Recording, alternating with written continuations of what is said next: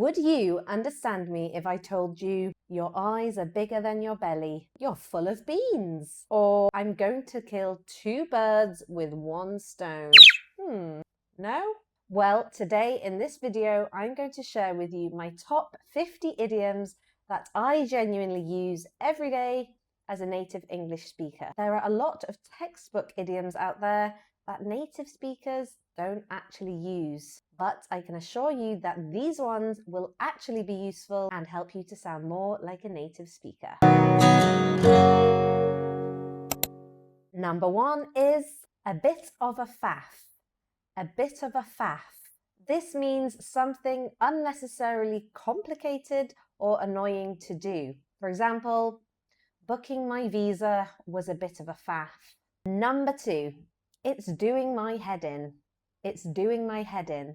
We say this when something is really annoying you. For example, that noise is doing my head in. Number 3, you've probably heard this one. It's not my cup of tea. It's not my cup of tea. It means when it's something you don't enjoy or like. It's quite old-fashioned, but I like to use it. For example, story time. I went camping last weekend, but I realized it wasn't my cup of tea. I slept terribly. Number 4, run off my feet or rushed off my feet. Where I'm from, we say rushed off my feet, but I've also heard run off my feet, and it means to be extremely busy. For example, I've been rushed off my feet at work this week. Number 5, I love this one, cheap as chips. It just means very cheap. It reminds me of a shop we have in England called Home Bargains, and everything in there is as cheap as chips. Everything is so cheap. I love it. Number 6, hold on a sec. Hold on a sec. This is short for hold on a second, which just means wait a moment. For example, hold on a sec, I need to check the map again. Number 7 is to have eyes bigger than your belly. I love this one because it means taking more food than you can handle, which I do all the time. For example, I ordered too many dishes and I couldn't finish them all. My eyes were bigger than my belly. Number 8 is to hit the sack. To hit the sack. And it just means to go to bed. For example, oh, I'm exhausted. I'm going to hit the sack. Number 9 is a pain in the neck. It's not a physical pain. It means very annoying. For example, oh, parking here is a pain in the neck. Very annoying. Number 10 is I've had enough. We say this when we can't tolerate something anymore. For example, the weather. I've had enough of this weather. British people love to be dramatic.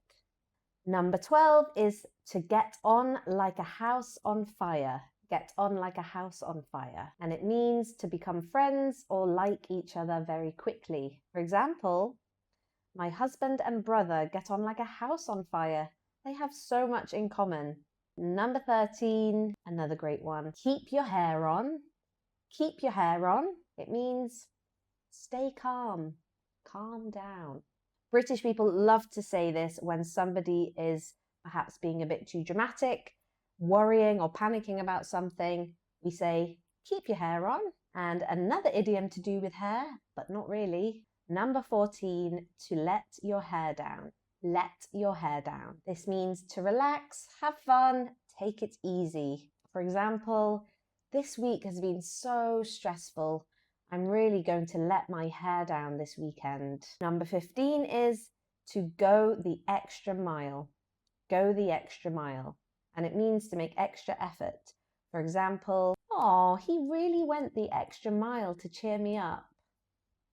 Number 16, to hit the ground running. To hit the ground running. It means to start quickly or effectively. For example, I've really hit the ground running with my new exercise plan. Number 17 is to bite the bullet. Bite the bullet. It means to do something difficult that you've been avoiding or putting off. For example, I'm going to bite the bullet and ask for a pay rise. Number 18 is to clear the air. to clear the air. It means to remove tension or bad feelings. So maybe you've had an argument with somebody and there's tension or it feels a little bit awkward. So you decide you want to clear the air. Number 19 is to call it a day. Call it a day.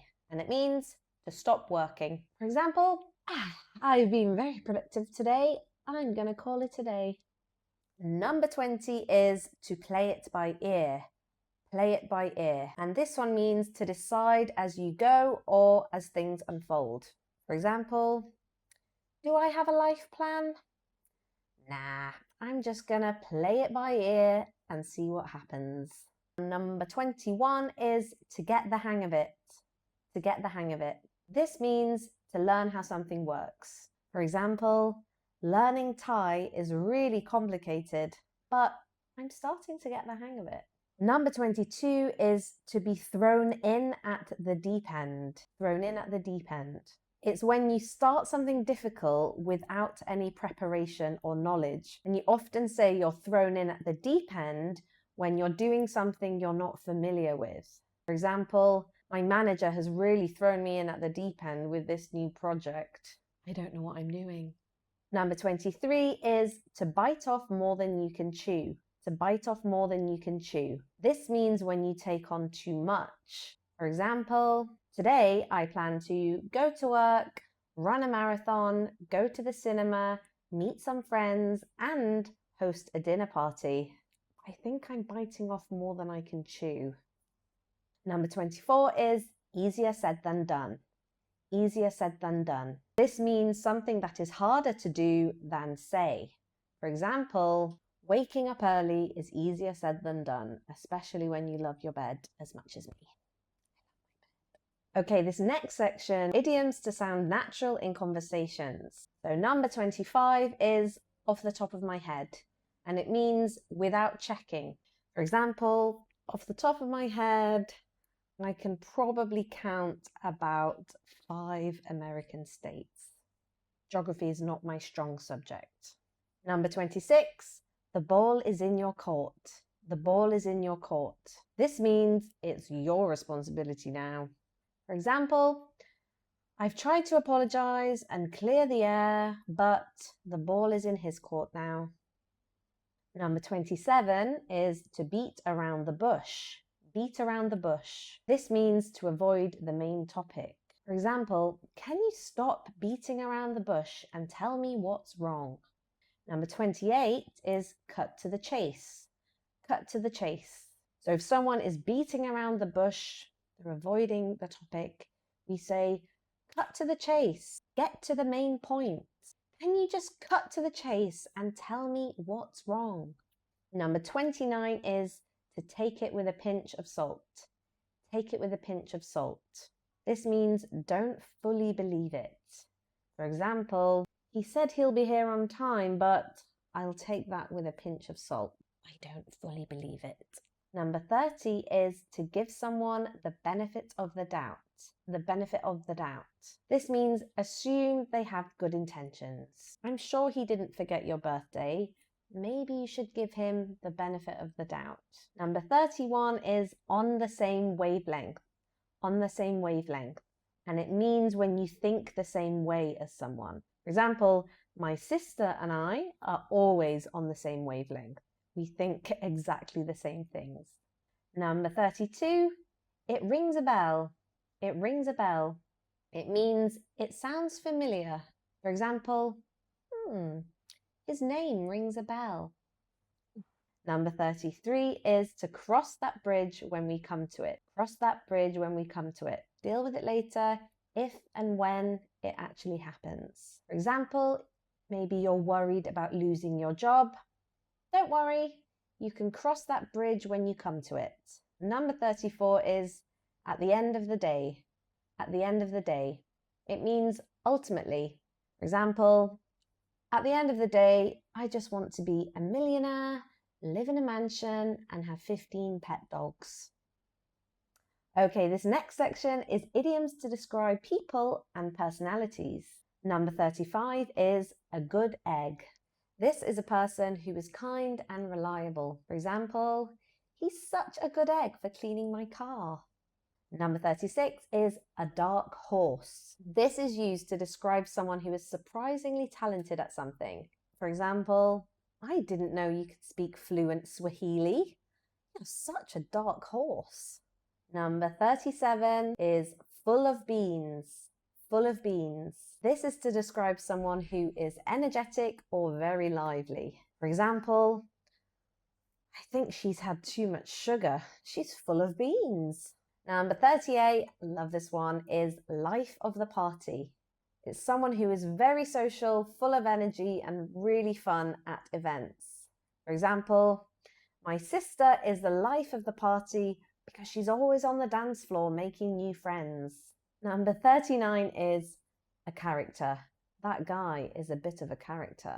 It means someone unusual or quite entertaining. For example, imagine you see a guy juggling and singing Tina Turner. He's a bit of a character. And number 40 is a chatterbox. A chatterbox. Somebody who talks a lot. For example, story time. When I was at school, my school report often said, Grace is a bit of a chatterbox. She would benefit from sitting away from her friends. Okay, 10 more idioms to go. Number 41 is a blessing in disguise. A blessing in disguise. This means something that turns good that seemed bad at first. For example, I was really annoyed when my flight got delayed, but it turned out to be a blessing in disguise because I bumped into a friend who I hadn't seen in a long time. Number 42 is a wake-up call. A wake-up call. This means something that forces you to realize something. For example, seeing my screen time report was a real wake-up call that I need to spend less time on my phone. Number 43 is a breath of fresh air. A breath of fresh air. It means something new and refreshing. For example, having a boss that actually says thank you is such a breath of fresh air. Number 44 is best of both worlds. Best of both worlds. And this means taking advantage of two situations at the same time. For example, I really get the best of both worlds working from home because I get to sit in my pajamas while I get paid. Number 45 is the final straw. You might also hear the last straw, and it means the final problem that makes you lose your patience, makes you quit, or makes you really angry after a series of many problems. For example, I was already tired, stressed, and hungry, and then my dog decided to poo on the floor. The final straw. Number 46 is to kill two birds with one stone. It sounds strange, this one, but it means to do two things at once. For example, I attended my online meeting while getting a pedicure. Now that's what I call killing two birds with one stone. Number 47 is up in the air. Up in the air. And this means when something is uncertain. So we say something is up in the air. For example, my plans for Saturday are still up in the air because it depends on the weather. British people love to talk about the weather. It's all we talk about. Number 48 is to be in the same boat. In the same boat. And it means to be in the same situation. For example, don't worry about the exam. We're all in the same boat. We're all in the same situation. Number 49 is to touch wood. Touch wood. And people say this when they wish for good luck or they want a positive outcome from something. For example, touch wood, I get thousands of views on this video. And finally, number 50 is a funny one. It's all gone pear-shaped. It's gone pear-shaped. And it means when things go wrong.